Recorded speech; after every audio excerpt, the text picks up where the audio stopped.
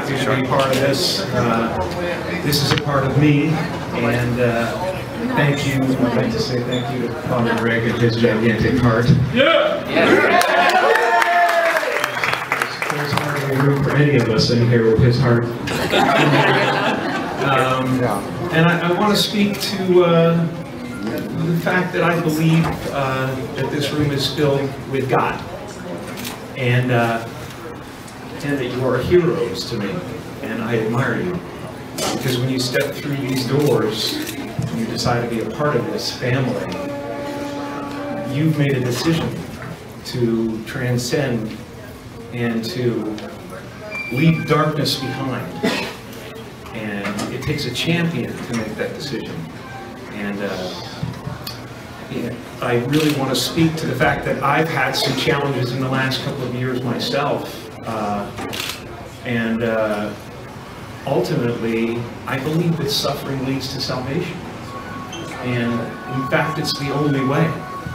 That we have to somehow accept and not deny, but feel our suffering and feel our losses, and then we make one of two decisions.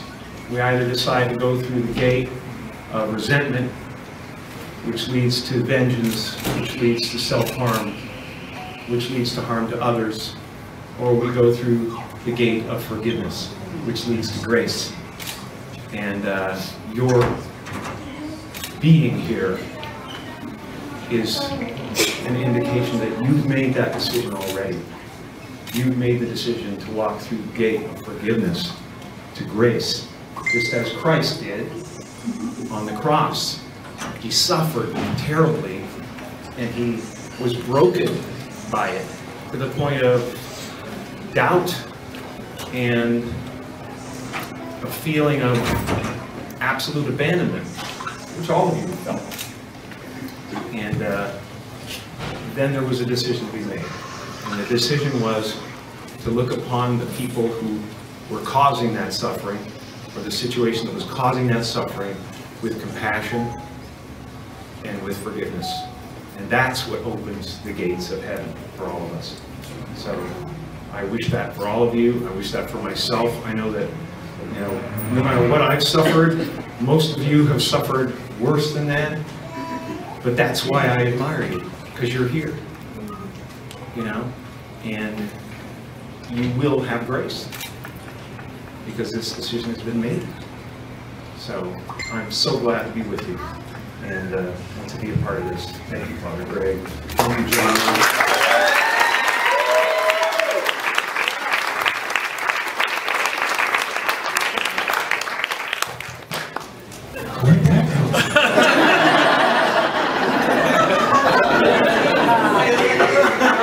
You guys are good for me, man.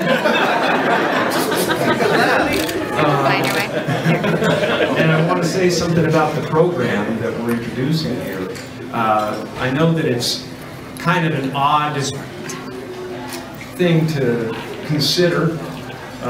It shouldn't be, but it's a very strange concept to most people, and especially to people that have suffered trauma and have trust issues or whatever. To trust that they can close their eyes for a moment or a couple of moments during the day and let go of the show that's going on in their heads. You know, we are so trapped, all of us, especially those who have suffered terrible trauma, to think of that as a real thing.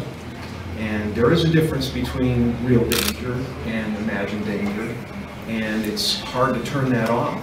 And meditation, for me, and for a lot of people, has been a way to turn that off, you know, or recognize that those thoughts are just thoughts. And like clouds that cross the sky, they will pass on. And to gently pull yourself back to a place of peace.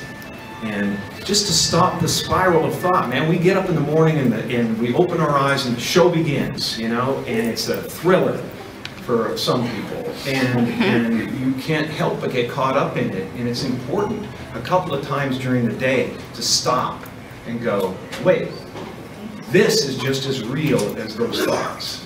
I am bigger than these thoughts. I am bigger than this body. You know, they talk about omnipresence in church, and nobody really thinks about what that means. What it means is every cell of your body is God. Everything is God. Everything is divine. So when you do good things, when you decide to transcend the negativity and attempt to do something positive for you, for your family, you are the heart of God. You are the eyes of God. When you speak from that place, you are God's voice. And when you make a loaf of bread in this place, in this kitchen, that is a Eucharist. You're blessing people with your work. You're serving the world with your work, with your effort. That is a Eucharist. That is the body of Christ.